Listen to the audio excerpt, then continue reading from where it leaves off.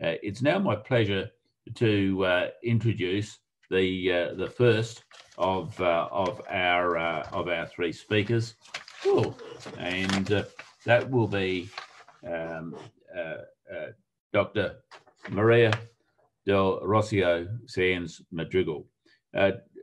Dr. Rocio is a Costa Rican medical doctor at the University of La Salle, Mexico. However, she's a health specialist. She's a former executive president of the Costa Rican Social Security Fund, a former Minister of Health of Costa Rica, and coordinator of the Social Council.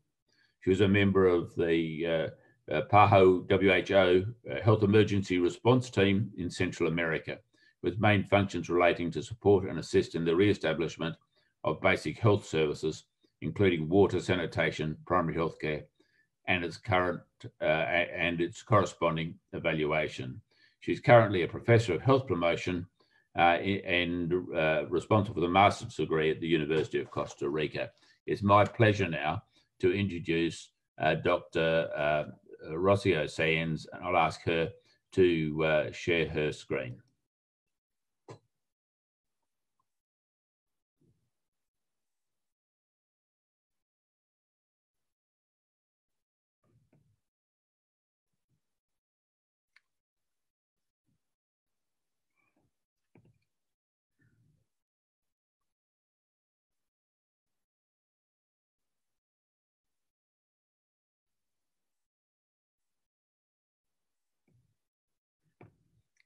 And Dr. Rocio, you are on mute at the moment.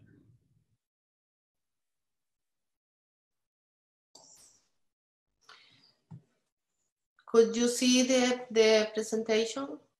We can see your presentation. It's now time to go to full presentation, yes. Thank you.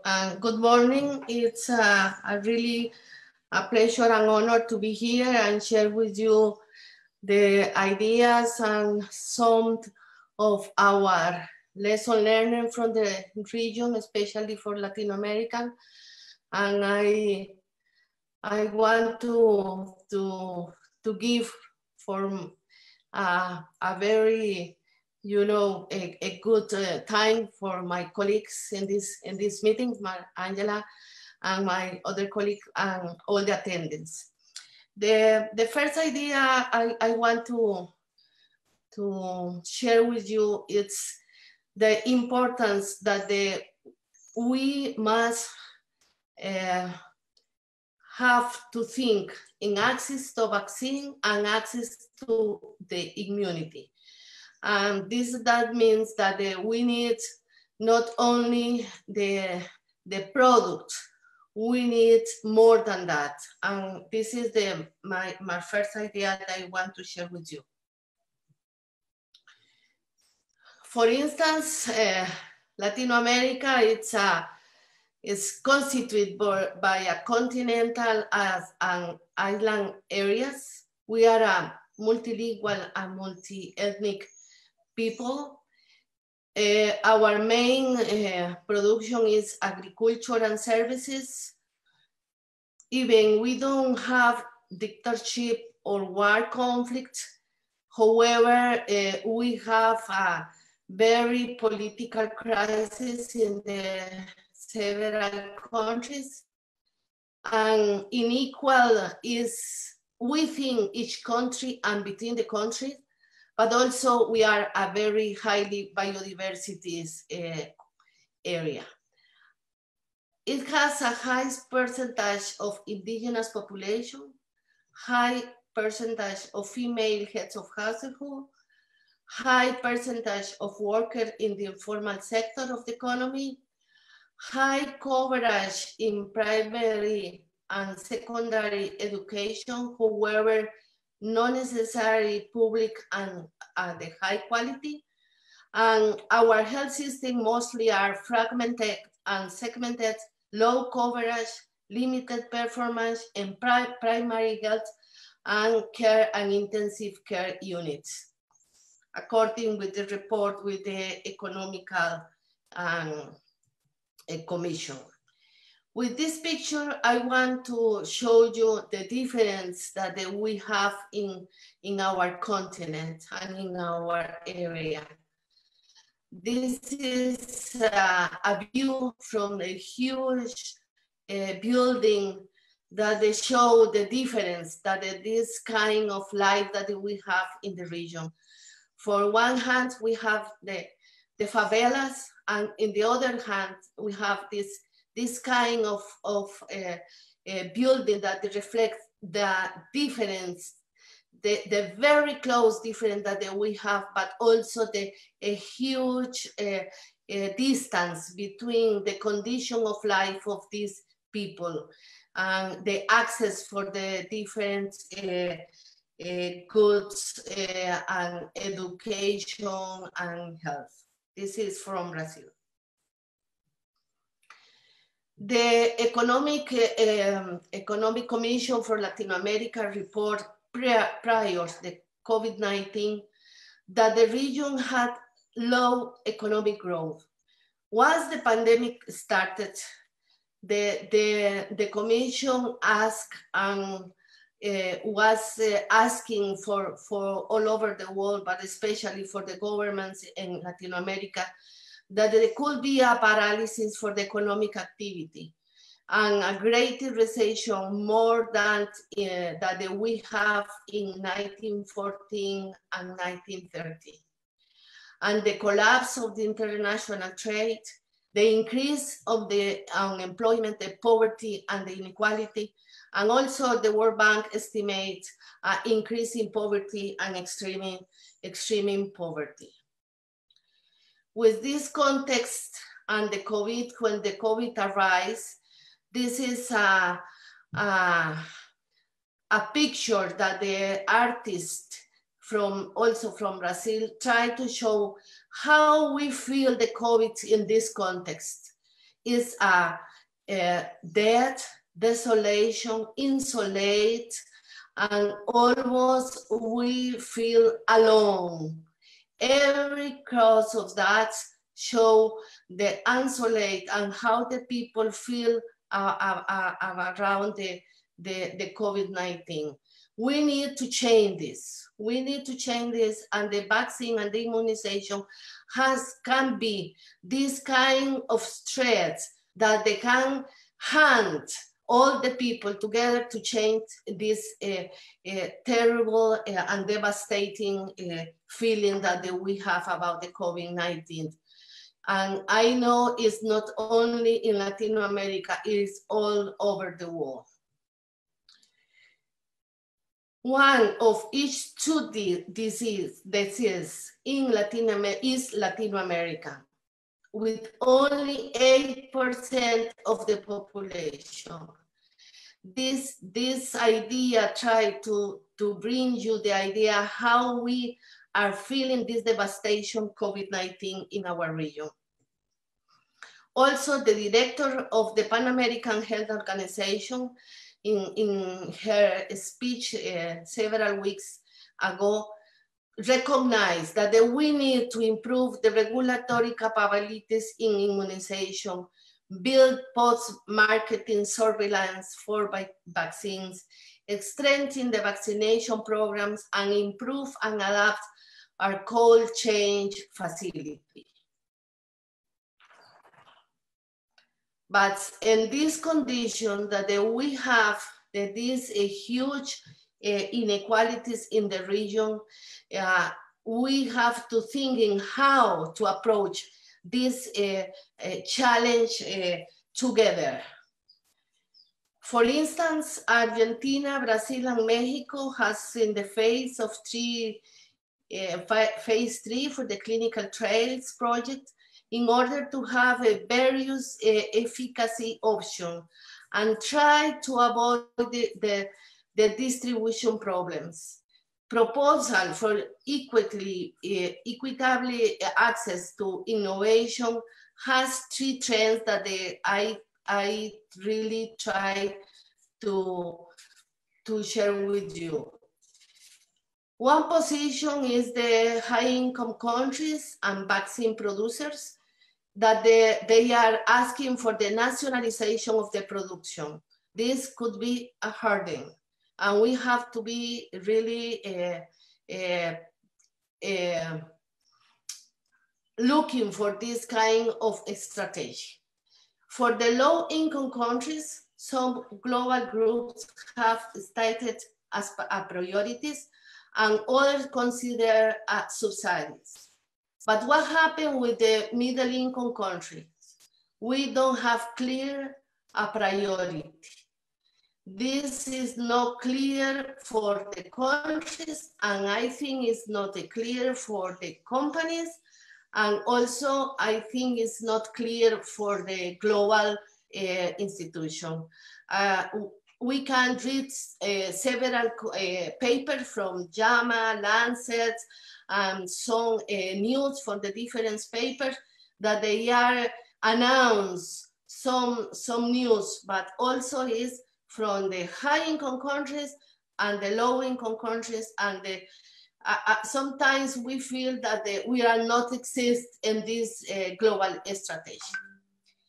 And in this sense, the call for action that the Costa Rica made to share the knowledge and innovation does not have support of the countries or companies that are producing vaccines. And we ask why. And I think this is, I try to give here the voice that we need to be all together. We can't divide the world only for the people who has a high or low income. And also the immunization against the COVID-19 must be a global public goal. And that's mean for me, it's we have to really put in the discussion that it is a price or a cost. It's a campaign for solidarity or for profit. Who will assign the amount of the vaccine for the countries? I was listening the idea that maybe we will have the 20% for the population. And this is very important really to share with you.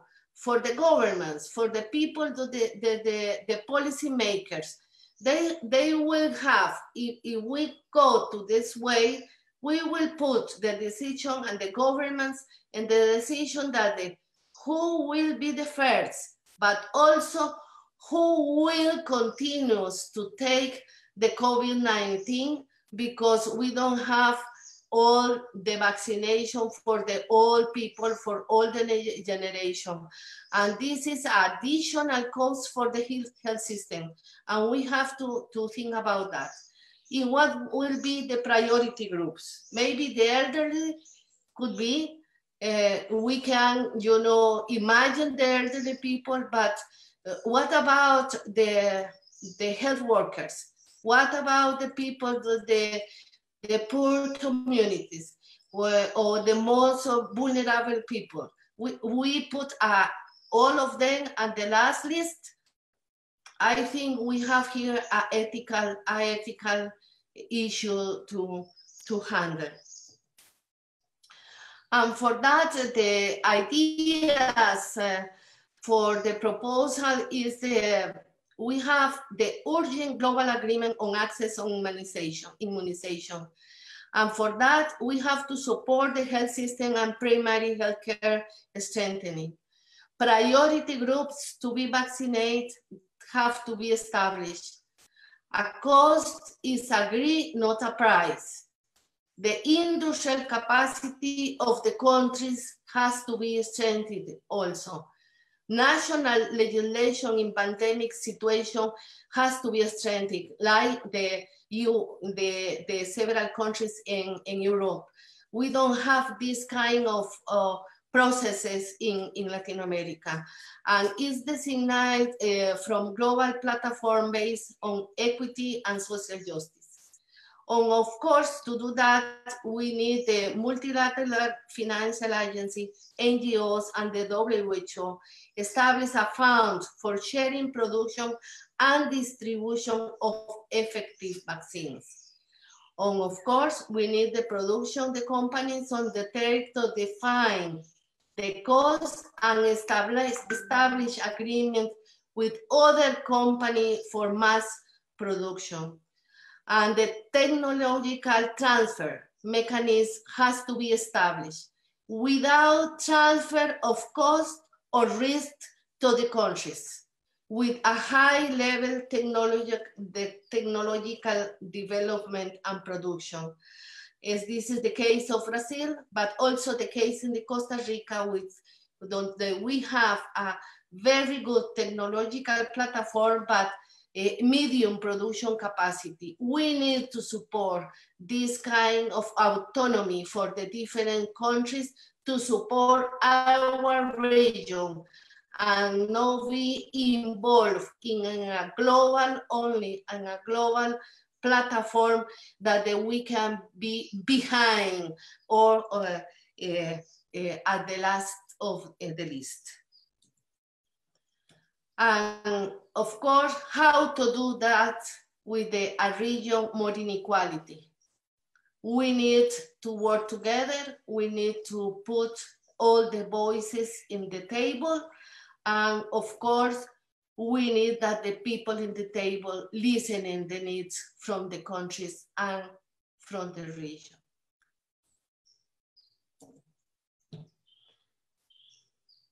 I want to give the grateful acknowledge to Dr. Alvin Chavez, the Costa Rica expert, that they give me some ideas to this presentation of Marta Levis. I'm sorry, I have a error in the last name of Mirta. It's Mirta Levis of Argentinian expert. Thank you very much, and I will be here for the comments.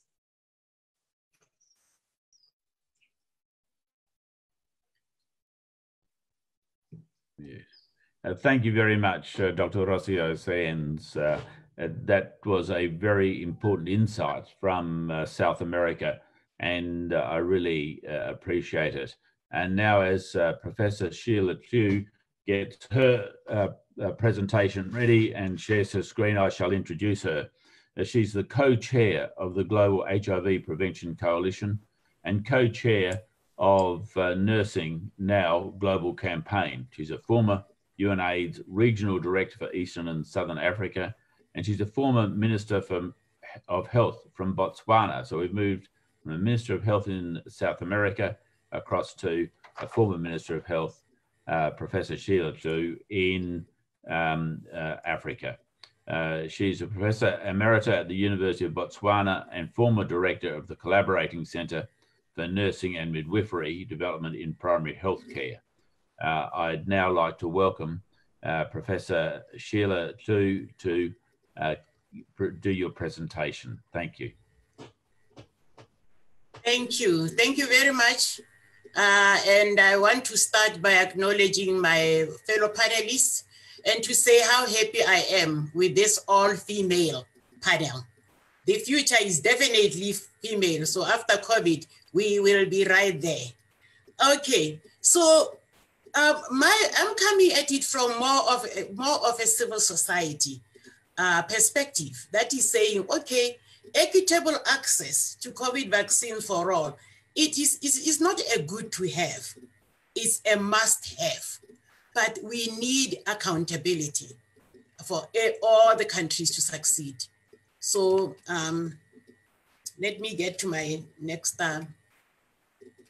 oh, I'm not getting my next slide. Let's see. Okay.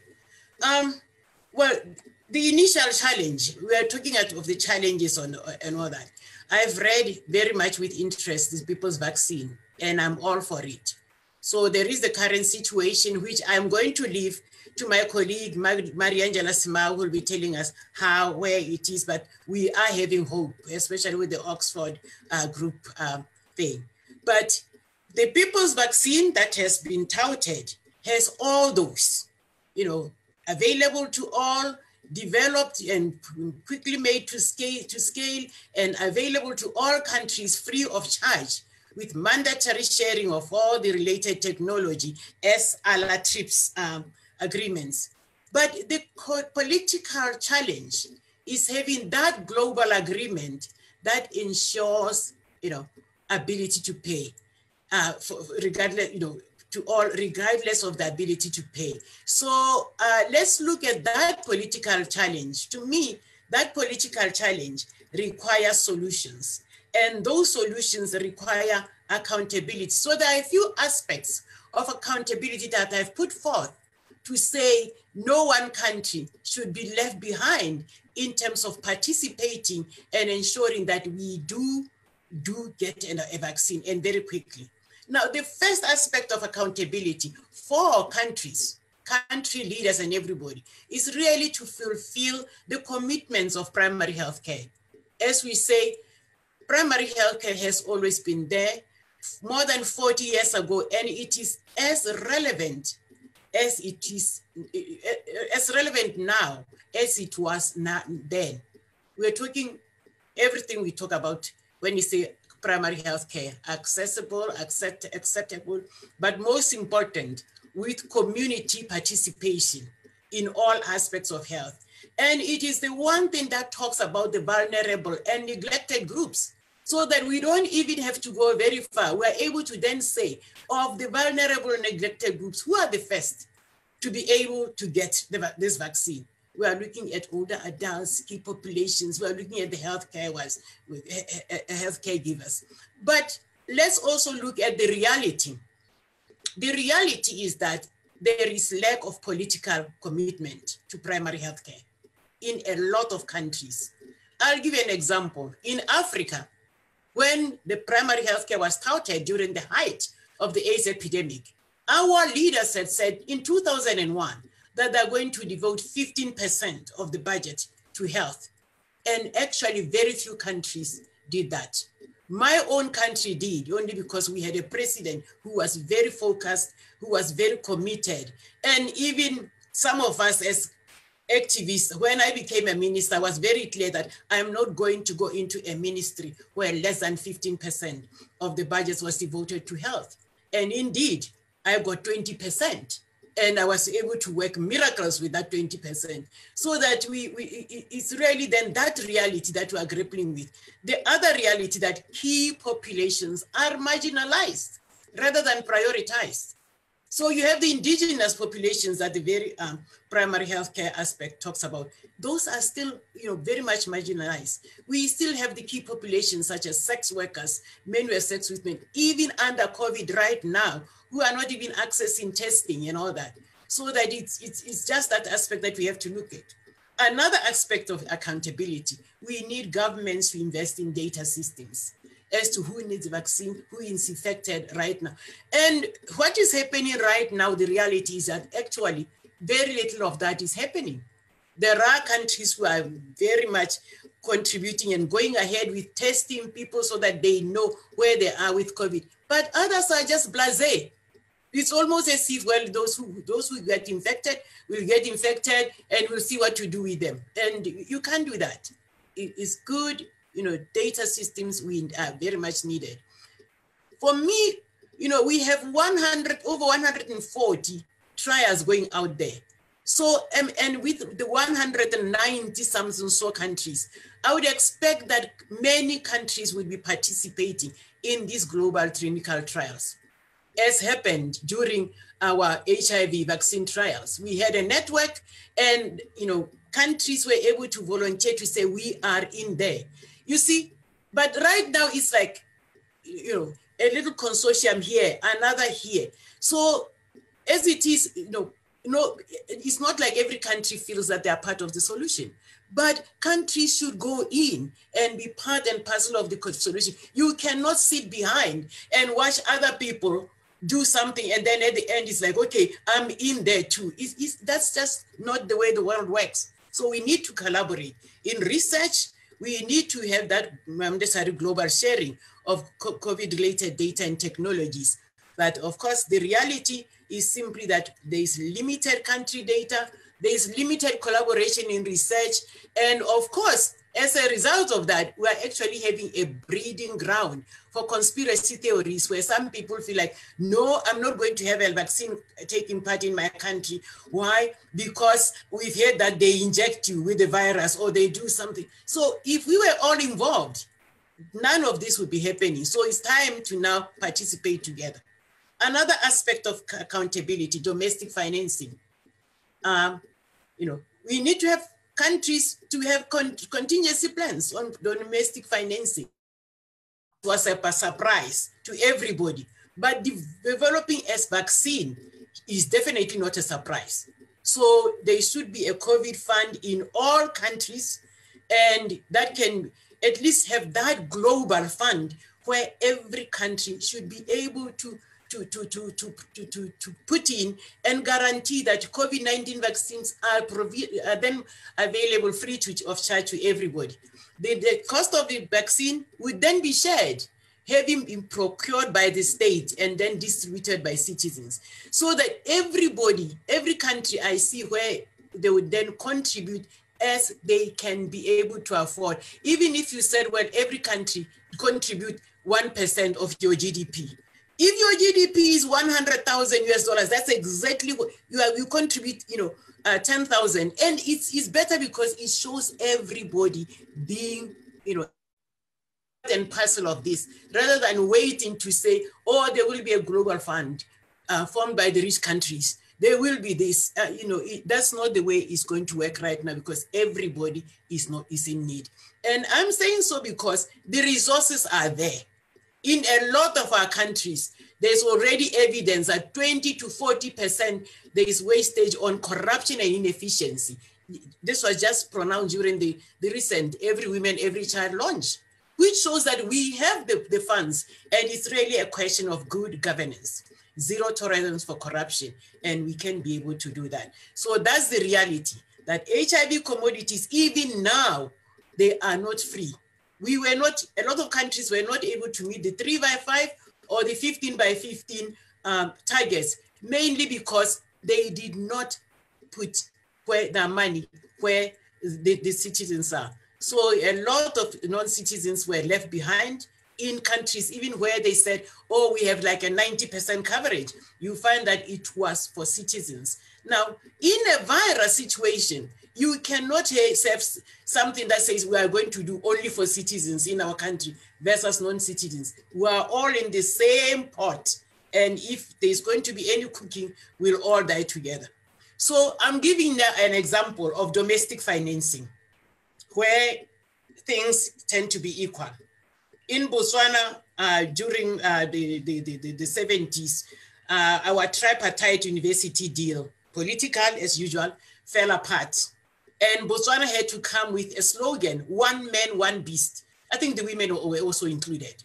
But it was one man, one beast, because it's a cattle rearing country. They knew that people could have at least a beast.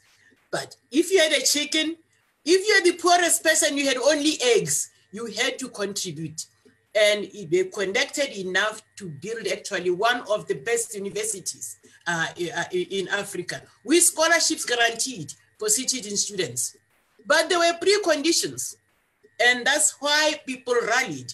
It was that good governance, zero tolerance for corruption, peaceful, sustained democracy, and most important, respect for human rights, so that the citizens, the communities had that trust that their resources will go to where they're needed most. And we need that kind of thing in countries where even if you said to every citizen, contribute $1, they would know that as we do this, it's going to go towards the purchasing COVID vaccines for us. So another aspect of this time global funding, but on a bilateral thing. These are some of the things that we can be able to look at. For example, PEPFAR.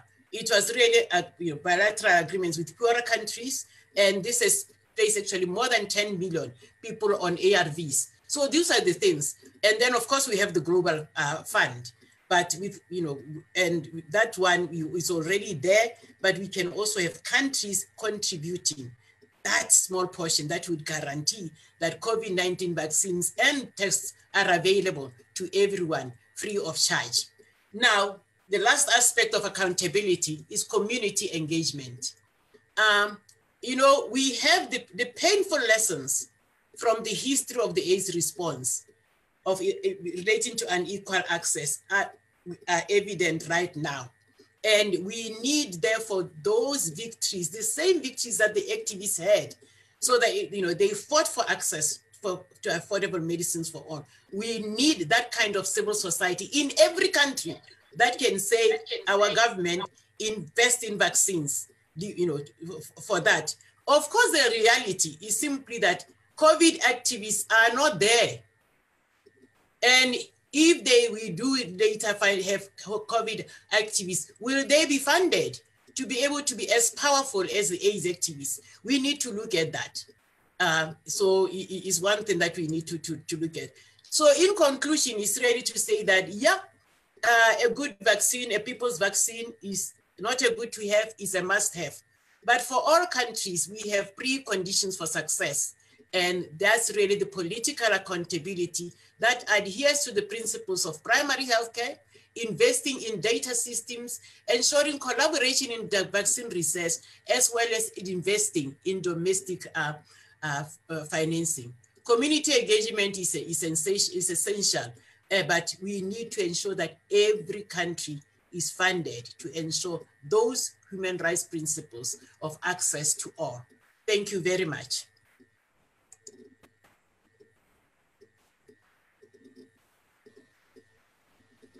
Thank you. Oh, there we are. Thank you very much, Sheila. That was greatly appreciated. And I'll now, just before I introduce Mariangela Simao, I did note that in both your talks, you did mention the vulnerability of Indigenous people. It's, as an Australian person myself, it's my normal practice to acknowledge the role that Indigenous people have played and their relationship to the land, and pay my respects to elders past, present, and emerging wherever those Indigenous people are, because they are invariably one of the most vulnerable populations in the world. It's my pleasure to introduce Dr. Mariangela Simao, who will now share her screen while I introduce her. She attended medical school in Brazil with degrees in pediatrics and public health, and she has a Master of Science in Child Health from the United Kingdom.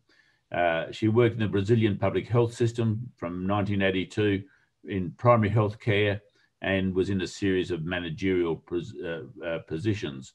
She also worked for UNAIDS from September 2010 and had worked in the Ministry of Health in Brazil as Director of Sexually Transmitted Disease, HIV, AIDS, and Viral Hepatitis. In 2017, she joined the team as part of Dr. Tedros Adhanom Ghebreyesus as the World Health Organization Director. And she is now an Assistant Director General with responsibility for access to medicines and health products. And hopefully she will provide us with some of the solutions to the problems that have been raised. Dr. Mariangela. Thank you, Michael. And thank for the World Federation for the invite. And also you forgot, you don't know, but Sheila and I are old friends too. So it's, right, Sheila? So we share a part of our lives together, right? The HIV life. So it's very timely that we're having this conversation, and I'm happy to update on some of the latest discussions globally and the actions that have been taken. Because this pandemic, obviously, you know, you see the data, this is from last week, has already changed, but some things have not changed, right? It's an unprecedented. It's probably the public health crisis of our time, but it's going much beyond the public health problem, right? It's creating the Secretary General last weekend mentioned that that's going to cause a severe depression that will affect years to come because of the social economic impact. And going to the vaccines here, this slide is on the right-hand side, you see that we are talking about products that usually take 7-10 years to be developed.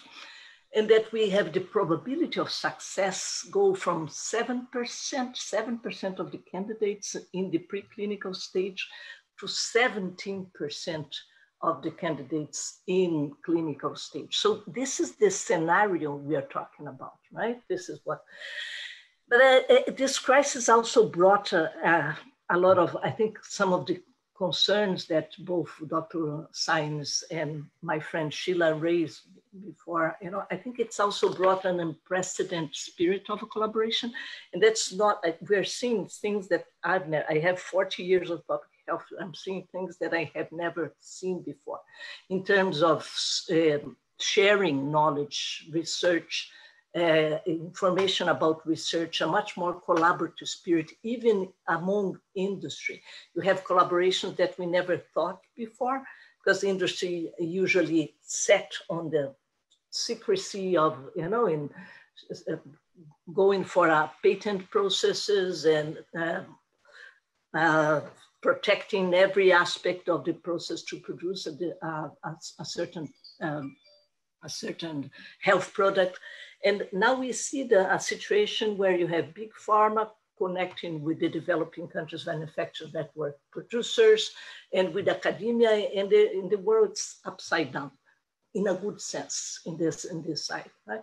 We also had a change because it's not anymore about low-income countries and lower middle-income countries and upper middle and rich countries. Now it's about those countries who produce or don't produce. You may be a high-income country with a small market, and you're very concerned you won't have access to a vaccine when it comes.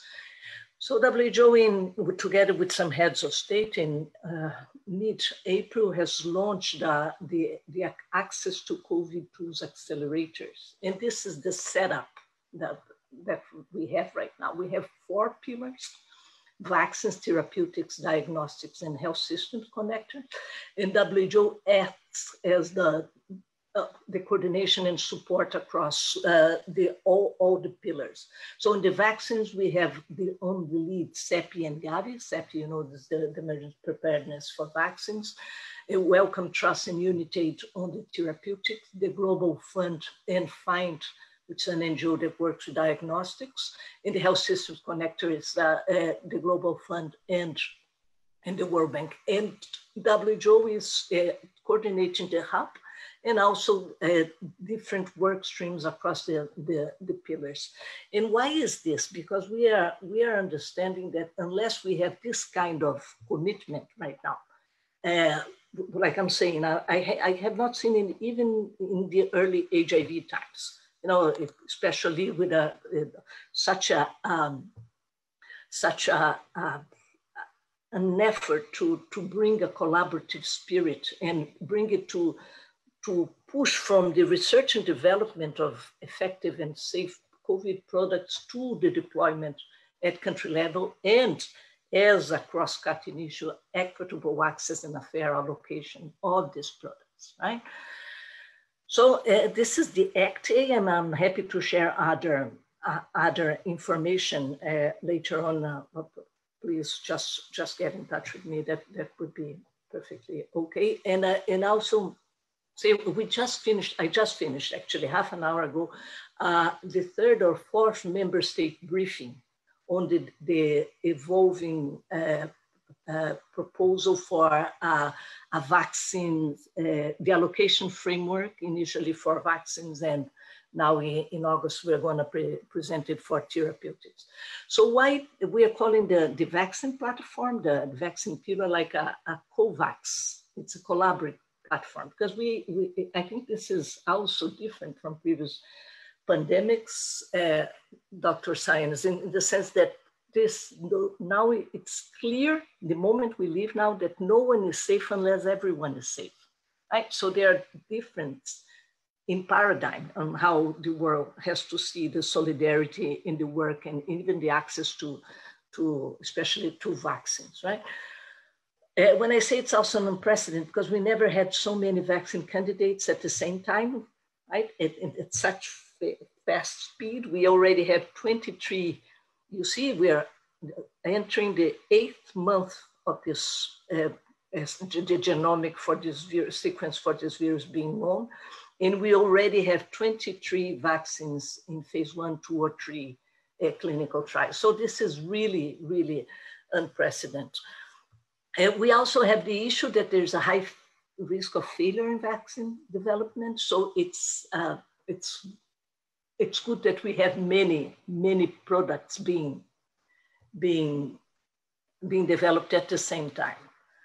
And then we do have issues, these slides can be made available. You know, you see on the right-hand side, they are just examples. It's not an exhaustive list, but we have different vaccine technologies under development. Some of them are new technologies. So we have some more established pathways that we know a lot about them because we've been doing forever, like the inactivated virus, for example. And we have very new platforms that had never been tried for vaccines in clinical trials, right?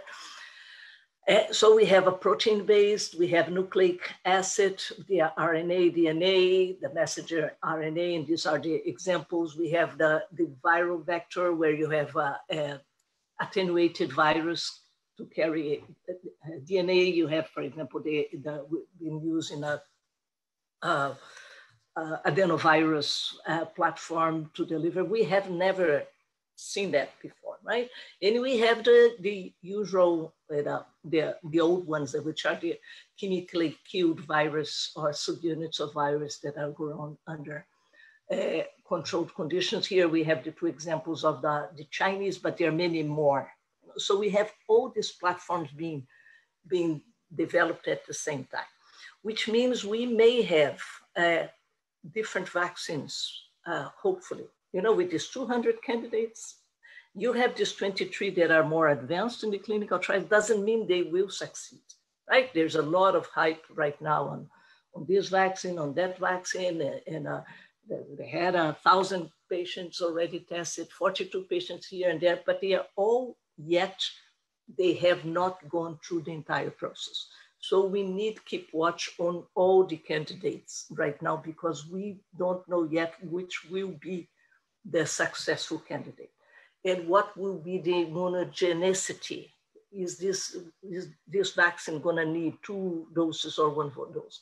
Is it going to work for elderly patients or not? You know, there's so many uncertainties still in the process, but we do have some certainties that we need to build manufacturing capacity now because whoever manages to develop a safe and efficacious vaccine won't be able to scale up, ramp up capacity as needed. And we are aiming with the vaccine, the COVAX pillar, we are aiming to deliver 2 billion doses by the end of 2021, which is an extremely ambitious target, right? But this means that we need to mobilize the capacity across the continents, right? And that's where I mentioned already that as part of this ACT Accelerator, we not only have the International Federation of Manufacturers Associations, which is big pharma, but we also have the Developing Countries Vaccine Manufacturers Network that includes, for example, several of the producers in Latin America, right? So this is very much because the vaccine will be, the adjuvant will be produced somewhere and fill and finish most likely somewhere else in order for us to scale up rapidly. The situation is also unique from a regulatory perspective and safety and monitoring perspective. Why? Because we need global regulatory alignment at high speed right now. Right, so we are working with regulators, especially what we call the stringent authorities, FDA and EMA, on several topics, in specific products development already. Because once this clinical trials end, we need not only to get a license quickly, right, but we need to make sure that there is their safety and monitoring capacity. At least in sentinel countries, to be able to scale up in a secure manner. So we are working on this both. When I say we are, it's WHO mainly, but also working with the partners with the regulators and also with the advisory committees and the safety. WHO does have expert advisory groups on safety. So the three messages here: there is a huge load of research and development happening, not only with vaccines, but with therapeutics as well. There are like 1,700 ongoing clinical trials with therapeutics as we speak, in around 200 vaccine trials. So there is a lot of stuff in the pipeline. But then the fact is that if we do have a product, we need to have a product that we need to ensure there's equitable access and there's a fair allocation to whatever product, be them therapeutics or a vaccine, right? And this is a summary of the allocation framework and allocation mechanism that WHO is developing together with member states. And we went, like I said, through the third round today. And this is very much connected to the first effect that there will be scarce production next year, right? We won't have anything on the market before the end of the year, most likely mid next year, and there will be a scarce production. We have learned from the previous experience from the pandemic preparedness, influenza pandemic preparedness, from the H1N1, where we had a clear situation in 2009 when high-income countries had access to vaccines, and by the time especially lower in low-income countries, not so much the upper middle-income countries, when they had access to the vaccines, the pandemic had gone, right? So there's a huge effort to ensure that allocation happens on a timely fashion across all countries, right? So that's one, I think, some of the concerns that Dr. Sáenz had raised.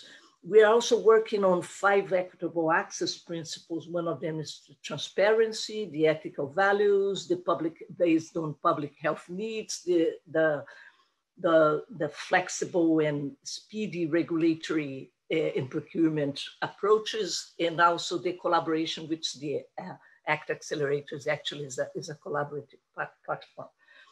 So what we are saying to this all countries approach, we have discussed so far, there are limitations because we don't know what type of product will be successful, right? We don't know the profile, we don't know how it's gonna work. So tentatively, we are working with a public health goal to protect, to decrease mortality and to protect the health system, which means equals to let's vaccinate health and social care workers first, right? So the proposal is that we work through 2 phases on this allocation framework. The first phase would be up to 20% for the member states who have agreed to it, up to 20% of their population. They would receive up to 20% of the population in the first phase. And this would mean that the recommendation would be that the first 3%, because you know how it is. Once you have a vaccine registered and license, you have like 100,000, 200,000, 300,000 doses coming every month. It won't come to 2 billion at once, right?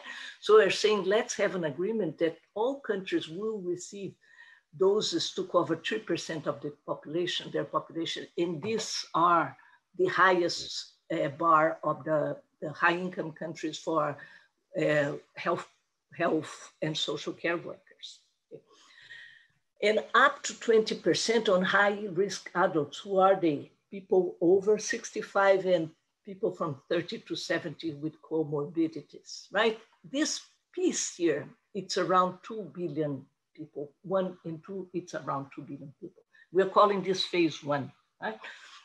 Phase 2, with further production and with it could be extended to other priority groups depending on the situation, on the context, the threat in the country, and the vulnerability. Like you have vulnerable groups that need to be vaccinated as well. So this is all this is how it's being discussed with member states. We also will have a buffer set aside for emergency deployments based on immediate needs, and that means an outbreak somewhere, or issues with refugee populations, humanitarian situations, and so on. So, but how does this work in practice? Because you can have some things agreed upon by member states in paper, right? But we need the product, right? And for the product part, and I think this addresses part of the concerns that were raised before, we discussed with member states 3 options, right? You could have a national access mechanism where you buy, right? So you have the case of the single countries doing bilateral agreements. We have some rich countries doing that right now, and they are able to have 1 or 2 or 3 or 4, 5 bilateral agreements, maybe. Right? How do you know that this will be the vaccines that are successful at the end? You know, you're in phase 3 trial doesn't mean the safety and the efficacy will get you to the end, right? So if a single country alone can do not much. You know, you could have grouped access mechanisms, pool procurement, like the PAHO revolving fund and so on. And you could have a global access mechanism. And this is what we're calling the COVAX facility, which is to be hosted by Gavi, but it's not a Gavi traditional geographic income scope, right? Because it would continue to have countries who are funded by Gavi through the development assistance money, or they would be partnered automatically, like as well as some small island states. So that's around 90 countries that would be part of this COVAX facility, receiving receiving the vaccines without having to disburse any money. And we issued a call for expression of interest for high-income countries and upper middle-income countries. The deadline was last week, the 14th of last week, 14th of July. And we had 77 countries who expressed interest in joining the COVAX facility. So the COVAX facility is very much a pool kind of mechanism to invest in more candidates at once. And so countries would have access to they would make an advanced commitment in the case of the upper middle income countries. In the high income countries, Dr. Sainz, for example, PAHO came in with 35 countries. The revolving fund joined in with 35 countries, joined on the COVAX facility already. Expressed interest. Now there is time for the countries to sign the contracts and to make sure that here's the map, right? 76, that's from like, but it was 77 at the end, right? And the countries that receive, that would benefit because they would be part of the advanced market commitments. The facility would cater for these 90 countries anyway. So this is the setup that we have. WHO, Gavi, and CEPI are working super closely together almost on a daily basis to ensure that we do have agreement by member states of what would be this initial global public health goals,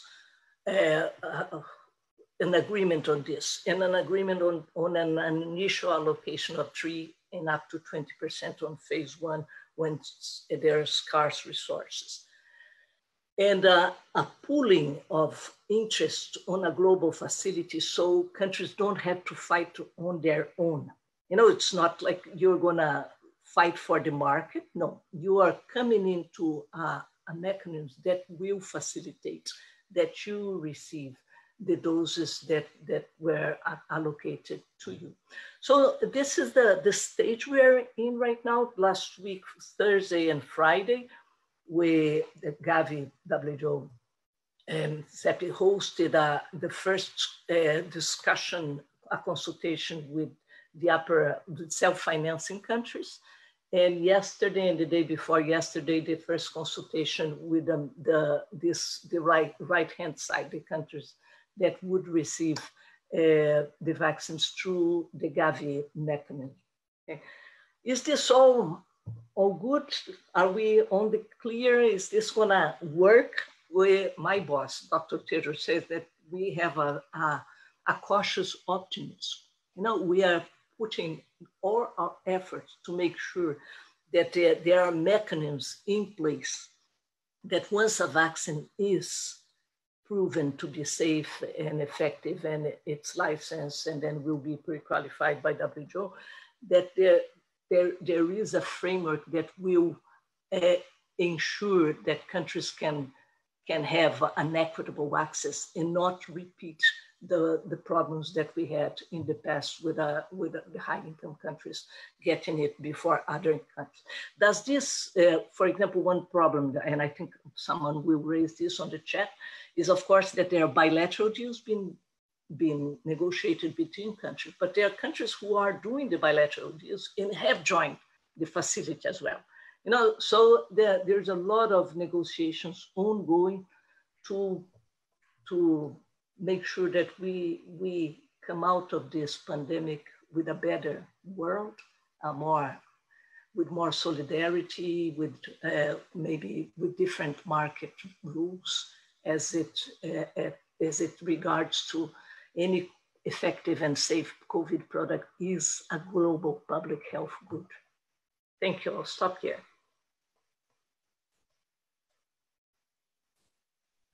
Thank you very much, Dr. Mariangela. And that was a very thoughtful presentation and did address some of our issues. I'm sure because we have two politicians, and I was a politician myself, we do have some cynicism and we'll address some of that. We also have a number of questions, and I wanted to just take the first one. And that is that will these presentations be made available? And they will be, first of all, the webinar is being recorded, and that will be available on the website of the World Federation of Public Health Associations. And also with your agreement, we will also put your presentations up on that site as well. But I will ask people to remember the importance of intellectual property, acknowledging when you have used somebody else's work. I think a couple of questions come in about political decisions. So we've certainly seen the situation where there was a $2 billion deal done between the United States and Pfizer BioNTech with regard to the one particular vaccine. And that seems to fly a bit in the face of the notion of the cautious optimism that we see. So, and yet your maps, Mariangela, show the whole world, and the United States doesn't fit into that certainly at the moment. Let's hope that changes. I wonder if I can start with Dr. Rocio Sáenz and ask her if she shares that cautious optimism. I need you to unmute your. Thank you. Thank you. I have some dogs here, and sometimes it's noisy. Sorry. Yes, I share the feeling that we have to be cautious in this moment. Of course, we are on one hand. We feel very, very optimistic because there is a lot of investment into different companies and countries to invest in how to have a very quickly vaccine. But we know that the vaccines needs time, and needs time not only for produce the vaccine, but also to pass through the different phases, and also the production. We need a lot amount of vaccine for all over the world. And I want to say that I was reading about the different strategies that the region and the WHO has handled, but I also try to put in the table that we need also not only to assign the different percentage of vaccine. I think this is, maybe we can talk a little bit later about that, because we ask for equality moment, not for equal moment. And for that, I think we have to keep in mind this idea. It's a very, very important distinction between equality and equity. And I think you make a very important point.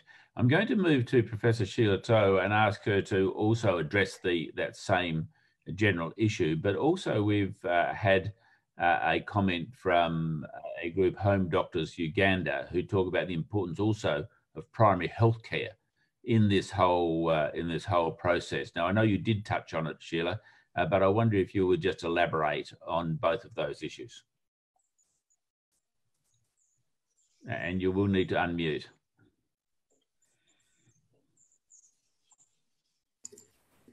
Thank you very much. Let me share also, say that I also share that cautious optimism, but based on the experiences that I've had, both as an activist, as a minister, and also as the regional director of UNAIDS, where I saw that much as we say resources will be shared equally, in real life they are not.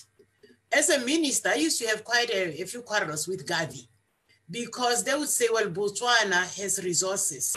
You are well established, and therefore you don't qualify for Gavi, which is exactly that same graph that was shown by Mariangela, the countries that qualify. And I would say to them, look, something has to be done, because Botswana doesn't have any more resources than the other African countries. It's just well governed, that's all. So that even now, where you see the map that is saying middle-income countries, Botswana, South Africa, and Namibia, I mean, it becomes a burden on them, because they have to use damn meager resources, while other countries that sometimes have even better resources than them, just because they're not well governed, get that. I mean, now is the activists coming out to say, look, I also mentioned zero tolerance for corruption, and the fact that in a lot of countries, 20 to 40% of funds are wasted through corruption and inefficiency. Is there a mechanism that WHO or that whole COVAX thing is going to do to ensure that really there is good governance, and even those resources go where they're most needed? For example, what guarantees us that when those vaccines are sent to the countries and you say, okay, we are prioritizing healthcare workers, we are prioritizing the older adults, what guarantees that when they reach me as a minister in Botswana, I decide that, no, my family is gonna get them first? And then also, how do I ensure that the people who have always been labeled as hard to reach, you know, we have that in the AIDS lingo, they're hard to reach. Yes, yet they're there. They're not hard to reach. We are the ones who are hard to reach because they can't get to us. So you find that it will be still that same thing. Yeah, this was supposed to be, but those are hard to reach. So that's why in my emphasis, I was saying, but we need accountability by everybody. Yeah, thank you. Thank you, Sheila. And you know, that issue of good governance is so critical in everything that we do. And I think it's really important to keep an emphasis on it. Trying to manage it is, of course, incredibly challenging.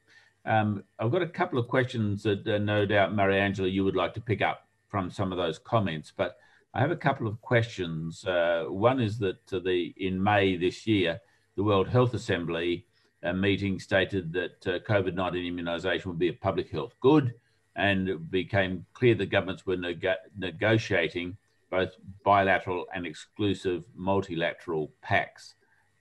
You have presented something quite different, but what meaning and impact do you think that the World Health Resolution does mean now? Does that fit into your optimism, your cautious optimism?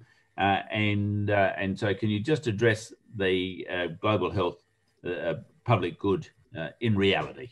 Yeah. In reality, the World Health Assembly COVID resolution is what we're basing our work on. We have the mandate that was given to WHO by the COVID resolution, and does it impede one country to go into bilateral agreements? It doesn't. It's impossible, and it may be that the political situation changes and then it changes. Right? It doesn't, but that's the background where we can rest assured that member states have approved the resolution, and the equitable and fair access, equitable access and fair allocation are based on a resolution that was approved by all member states, including some of those who are doing bilateral agreements. I know that this gets a lot of media attention, but actually there are not too many, right? And it's also where, like I showed you on the map as well, you can do bilateral agreements with 4 or 5 companies, or maybe 10, you can, right? But only if you're a very rich country, but we don't know whether it's going to be a Chinese vaccine, an Indian vaccine, which vaccine will be successful. Right, so you may be investing in something that won't work. I hope you are doing a good investment anyway. But the issue that Sheila raised about the guarantee, you've been a minister of health, you know that countries have the autonomy to decide their own policies once the vaccine reaches their territory, right? We can recommend, WHO has the expert committee, will do recommendations, the policy recommendations. And then I think that's where it's super important that everybody knows about the criteria that will be in the recommendations, right? Because right now we have this global public health goals, but once we have a vaccine, there will be a policy recommendation. And then the pressure from academia, the pressure from civil society in general, country level, for countries to follow what they have agreed internationally, it's probably what could make a difference. Michael, do you want me, because there are other questions here, can I address them? How do you want to? You'll look at the questions as well, so I'm trying to combine some of them. Okay. But there's certainly one I think that you would like to address, one on intellectual property, I think is important. And also, I think the question about Gavi, is it the best mechanism? If you can address those, that would be good.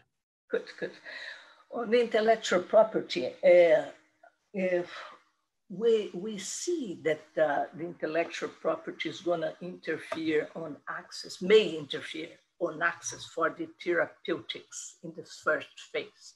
Okay, because with the results coming up, it doesn't look like, except for dexamethasone and possibly other medicines, small molecules that actually impact on the effects of the virus, not on the virus itself. These are medicines that are not under patent and so on. But the rest that's in the pipeline is high-cost medicines, like the biotherapeutics, the monoclonal antibodies. So we expect, and we are looking into it right now as we speak. There are groups working on the intellectual property aspects, the protection and the possibility of getting the biosimilar producers engaged early as well.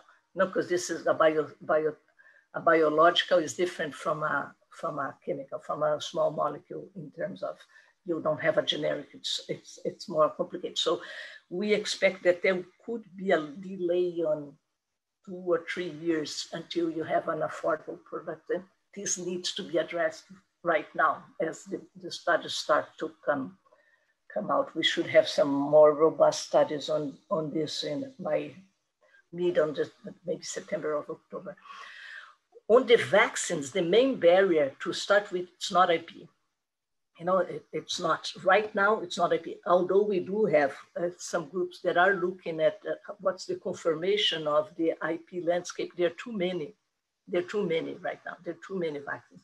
And the initial constraints will be in regard to the scarcity. Right?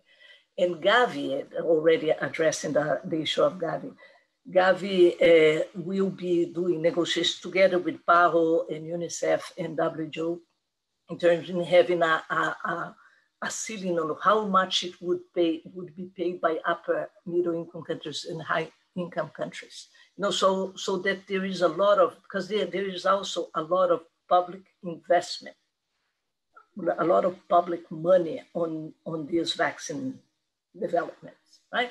And except for the ones that are not the ones that are being developed in the US now. You saw the $400 million, put in $500 million, and usually they don't have access provisions attached to them. No, but other countries apparently do have some provisions in the vaccines that are being developed under CEPI and so on. On the issue whether Gavi is the best, it's not the PIP mechanism. It's not, you know, in this because we learned a lot on the PIP mechanism. First, it took 5 years, the pandemic preparedness. It took 5 years to be negotiated. And right now it controls a very small portfolio of vaccines to be delivered to lower and middle income countries. We are talking about different ball game at this stage. So it's a mechanism that will be hosted by Gavi, but it has a different type of governance, right? Where WHO and other parts are in the governance, but also will have a country's participant council. So this is something that we're still developing. So indeed. Thank you very much. I'll go to Dr. Rocio Sáenz, and by all means address any of the questions that have come before. But there's two questions that I think that are important. The first one is about essential workers. We've talked about vulnerable populations. Socioeconomics, of course, plays a part. Indigeneity is important. But where do essential workers fit? And I want you to think about essential workers, health workers, of course, but also other essential workers, police and so forth. How do they fit in a vulnerability-based program? And can you also address the issue of local production? What do you think will be the possibility of local production of vaccines and the role that might play in equitable distribution? So let's start with Dr. Rocio Sáenz. I think, I believe, and I expect that this global investment to produce the vaccine also is going in parallel how investment in the countries. And I think this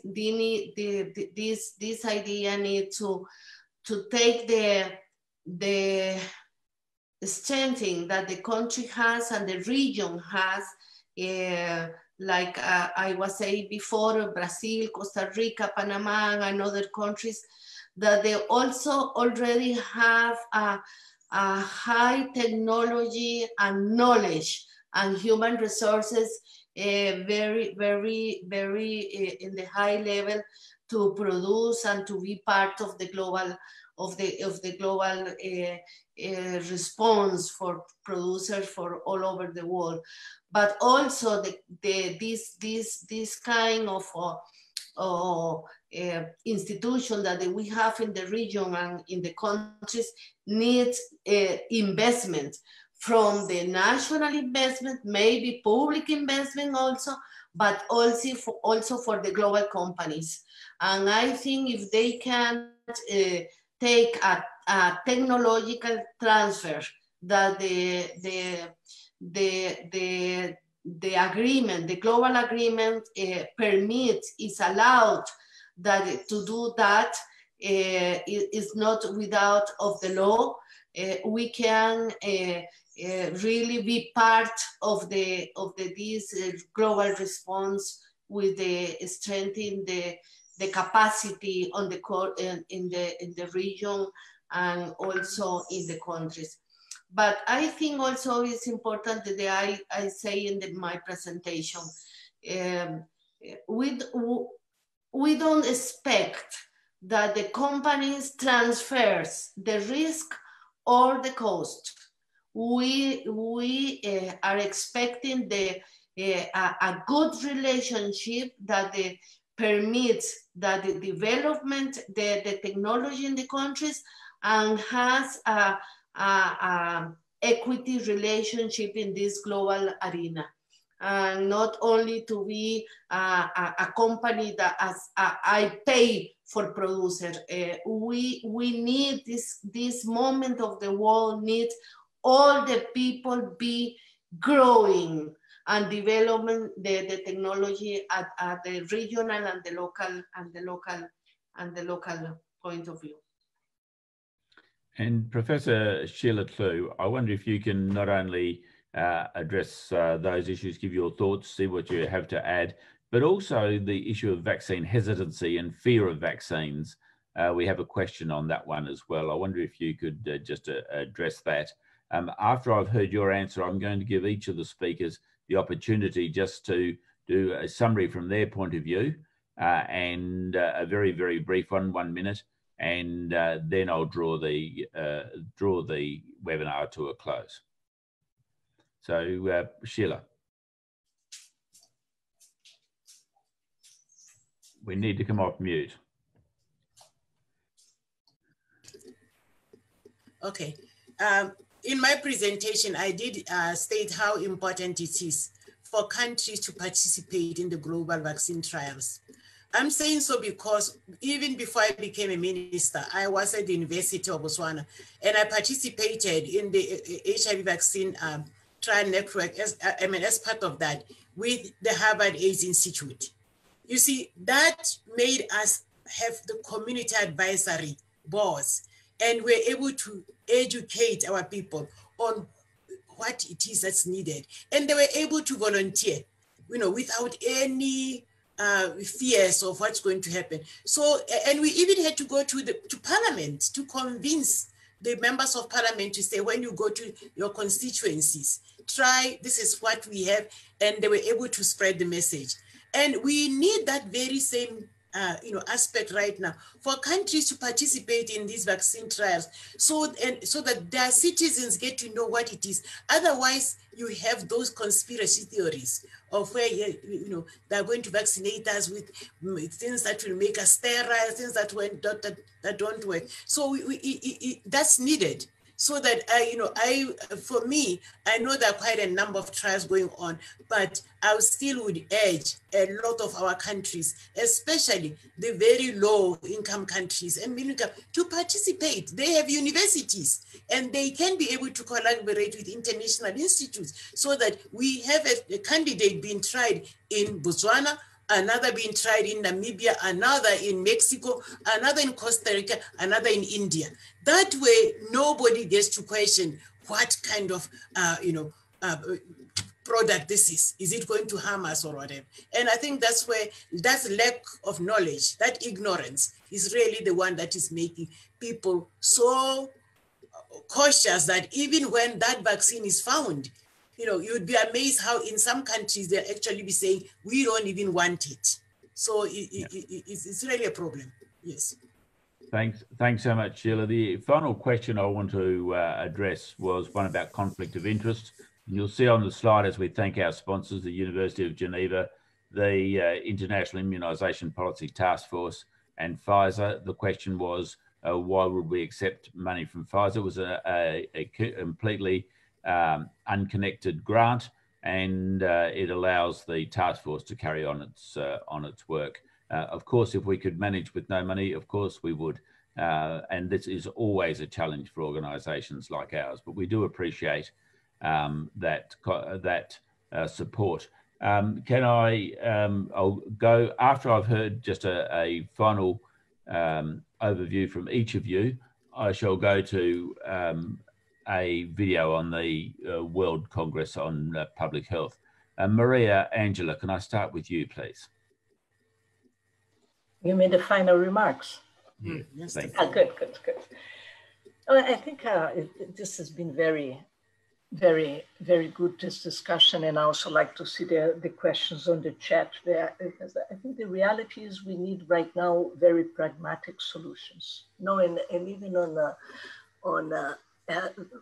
we need structures that are already there and that will be helpful in connecting. I totally agree with Sheila in terms of the research and development, the research institutions and participating as and there's a lot of that happening already, because there are too many products and the researchers are going after, the producers are going also after the epidemic, right, as the pandemic is moving from the different regions.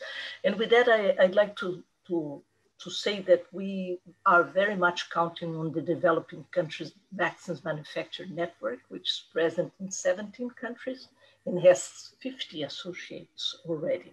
And we are counting on these partnerships to be able to scale up production of any vaccine that proves to be safe and effective.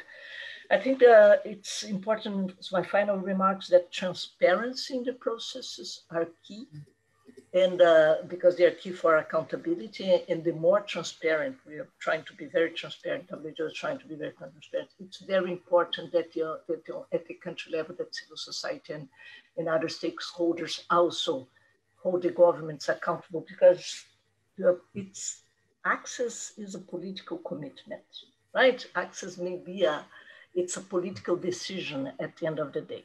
If you're going to have a fair and equitable access, you need governments to commit to do that, and to that in a transparent manner. And I think more than ever, we need solutions that can be used across the globe in all countries. And this is important. Thank you very much. Thank you so much. That leads very well into the issues that Sheila was talking about, and she might like to just choose one or two take-home messages. Well, for me, it's really to thank WHO for their leadership in this global thing. Having worked with them for quite a while, I know that they are really set, and they can be able to work with countries and influence them. But I simply want to emphasize that let's just know that equitable access in the ultimate means leaders of countries being accountable to their citizens, so that we should not forget that part. I would like a situation where, this has been a very informative webinar, and I know that people have really liked it. I'm seeing comments even on my phone, but I'm hoping we can hold more. And one of the ones that I would like to have is where we're having civil society and what it is that they're doing right now to make their leaders accountable, so that when a vaccine is developed and available, there is that equitable access, even at country level. So it will really be great. Thank you. Thank you. And Dr. Rocio Sáenz. You need to unmute. Again, sorry. Thank you for the invitation and to be here with these lovely women, Sheila and Maria Angela, and also thank you to you, Michael, to give us the opportunity. And I think that the last words I want to say is that as a Latin American woman, we are in the most unequal region of the world. The idea on my presentation is to give in this condition, we need a real commitment for equal treatment for how to approach the COVID-19 and beyond.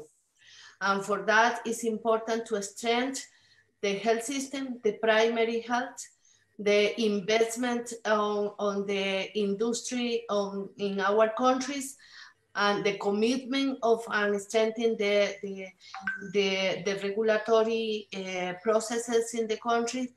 But also we need that the equity is not only a commitment for the political at the country level.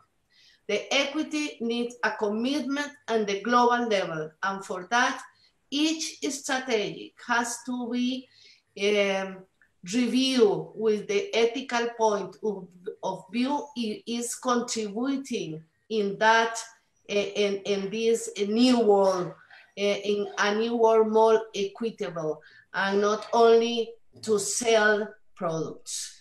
And I think this is my last comment. Thank you very much. One of the things that the World Federation of Public Health Associations does through its more than 100 members internationally was try to influence government. And its advocacy is done, first of all, by building up partnerships with others. And it's I noted that one comment was that somebody has noted that I'm a member of Rotary International. In fact, I'm the district governor for Rotary International. And it's an organisation that is, first of all, started a project to get rid of polio from the world when there are 350,000 cases. At the moment, about 87 cases, I think. And that's despite COVID-19. Look, there are many, many things that we do that as individuals and as groups and as governments that can make a difference. And the thing that has been most common, what we've talked about today, is remember that issue of equity, not equality, equity. It's a very important distinction to make, and it's something that is been absolutely key to what we're doing. I want to thank Dr. Rocio Sáenz, Dr. Sheila Koo, Dr. Mariangela Simao. Thank you so much for all you've put in, and we will be able to continue this discussion further because the World Federation of Public Health Associations Task Force on Immunisation will do some further webinars, but we also will have workshops at our World Congress on Public Health. And I'm hoping that my colleagues in Geneva will now play a video, a very short video to conclude on that conference. Are you able to do that now, Maria? And while she's doing that, I'll point out that we've had nearly 4,000 people who have been watching our webinar or on Facebook where it's been streaming. It has reached very, very widely. So I really, really appreciate your efforts. Are we able to do that?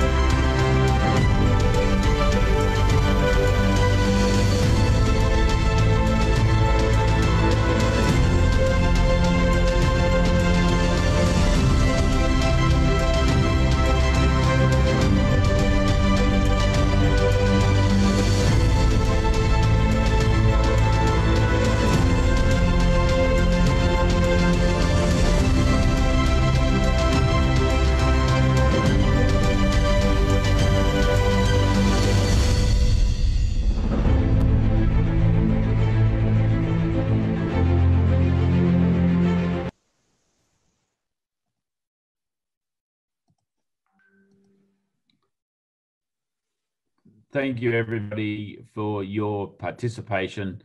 It is greatly appreciated. There was a question about can this, we noted it was recorded, all for the presentations, wfpha.org, World Federation of Public Health Associations can be Googled. A good night from me, good morning where it's appropriate, or good afternoon.